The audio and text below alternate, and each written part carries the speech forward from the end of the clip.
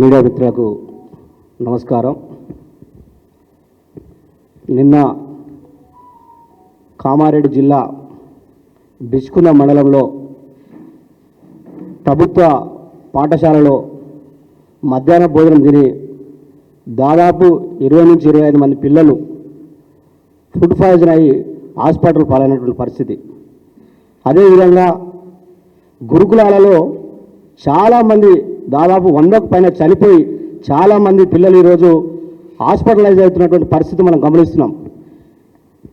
ఈ రాష్ట్ర ముఖ్యమంత్రి విద్యాశాఖను తన దగ్గర పెట్టుకొని నిన్న ఉస్మానియా యూనివర్సిటీకి వచ్చినటువంటి పరిస్థితి చూస్తే ఉస్మానియా యూనివర్సిటీలో టావూర్ ఐటంలో పెట్టుకున్న సదస్సులో ఎవరున్నారా అంటే అందులో కాంగ్రెస్ పార్టీ నాయకులు, యూత్ కాంగ్రెస్ నాయకులు, ఎన్ఎస్సీ నాయకులకు పాసులు ఇచ్చి టావూర్ ఐటంలో సదస్సు పెట్టుకున్నట్టు మనం అందరం కూడా చూసినాం.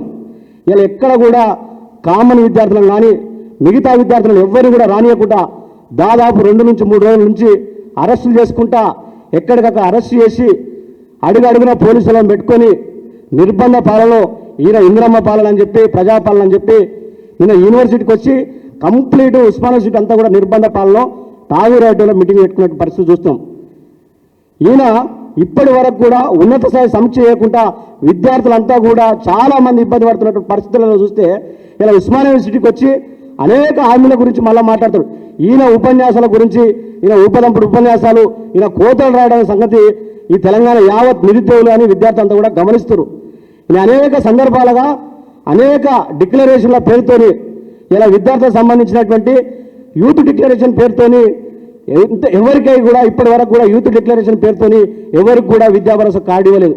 అదేవిధంగా చేవేలలో జరిగినటువంటి ఎస్సీ ఎస్టీ డిక్లరేషన్లో ఎస్సీ కానీ ఎస్టీ కానీ విద్యార్థులు 10th పాస్ అయితే 10,000 అని చెప్పి, ఇంటర్మీడియట్ పాస్ అయితే 15,000 అని చెప్పేసి, అదేవిధంగా డిగ్రీ పాస్ అయితే 25,000 అని చెప్పి, పీజీ కంప్లీట్ అయితే ₹1,00,000 అని చెప్పి, ఎంఫిల్ కానీ పిహెచ్డీ కంప్లీట్ అయితే 5 లక్షలు అని చెప్పాడు.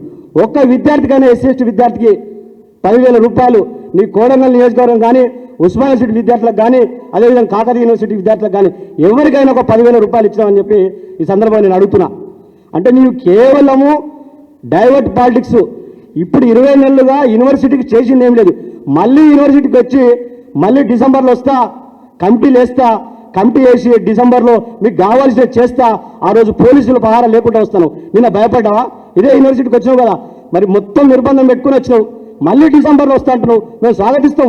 ఎప్పుడు వచ్చినా కూడా యూనివర్సిటీలో విద్యార్థులు కూడా స్వాగతిస్తారు. నీవు చెప్పిన మాటల మీద క్లారిటీగా క్లియర్గా మాట్లాడాలి. ఎప్పుడు కూడా కోతల రాయడం మాట్లాడినట్టు ఆనాడు అశోక్ నగర్లో మాట్లాడి నువ్వు సంవత్సరం లోపల 2 లక్షల ఉద్యోగాలంటివి, ఎంతోమంది విద్యార్థులకు విద్యా భరోసా కాదంటివి, ఇవన్నీ డిక్లరేషన్లు చేసి ఇలా అనేక అబద్ధాలు మాట్లాడి నువ్వు గద్దెనెక్కి ఇలా ఏ విద్యార్థి కూడా పట్టించుకోకుండా మళ్ళీ డిసెంబర్లో వస్తా అని చెప్పేసి మరోసారి కూడా నిరుద్యోగులను విద్యార్థులను మోసం చేస్తున్నావు తప్ప ఎవరికి కూడా చేయాలన్న ప్రేమ లేదు నీకు. ఏంటంటే మీరు కేవలం డైవర్ట్ పాలిటిక్స్ చేసుకుంటా ఈ 22 నెలలుగా గడుపుతారు. రానున్న రోజుల్లో కూడా మళ్ళీ డిసెంబర్ అని చెప్పేసి ఒక కమిటీ వేసి డిసెంబర్లో వస్తా, ఆ రోజు 1000 కోట్లు ఇస్తాను. ఇప్పటి వరకు 22 నెలలుగా నువ్వు ఇచ్చినటువంటి పైసల గురించి ఒకసారి మాట్లాడు.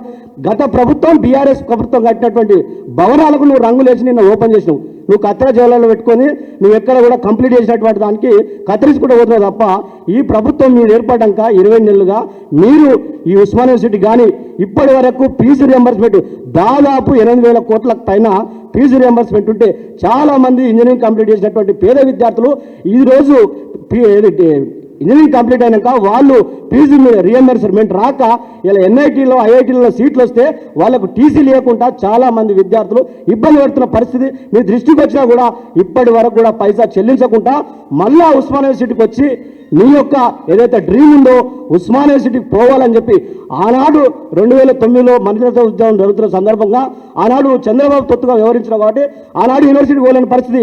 ఈరోజు నువ్వు ముఖ్యమంత్రిగా ఇలా నేను పోవాలని చెప్పి ఒక నీకు డ్రీమ్తోనే నువ్వు యూనివర్సిటీలోకి వచ్చావు తప్ప నువ్వు అన్న మాట్లాడినట్టు నువ్వు ఒక కబడ్డీలో భేదం ముట్టించుకున్నావు మాట్లాడుతున్నావు తప్ప నువ్వు యూనివర్సిటీకి చేసింది ఏం లేదు. నువ్వేదో చేస్తావని కూడా ఈ విద్యార్థులు కానీ నిరుద్యోగులు కానీ నీ మీద చాలా క్లారిటీ ఉన్నారు. రానున్న రోజుల్లో ఖచ్చితంగా ఇదే నిరుద్యోగులు ఇదే విద్యార్థులు నువ్వు ఆనాడు ఏ విధంగా విద్యార్థులను వాడుకున్నావు అదే విద్యార్థులు నీకు తిరిగి ఖచ్చితంగా రాజకీయంగా నిన్ను బొందబెట్టడానికి ఖాయం. యావత్ బీఆర్ఎస్ తరఫున కూడా విద్యార్థుల తరఫున మేము పోరాటం చేయడానికి కూడా సిద్ధమని చెప్పి సందర్భంగా తెలియజేస్తాం. చేయండి.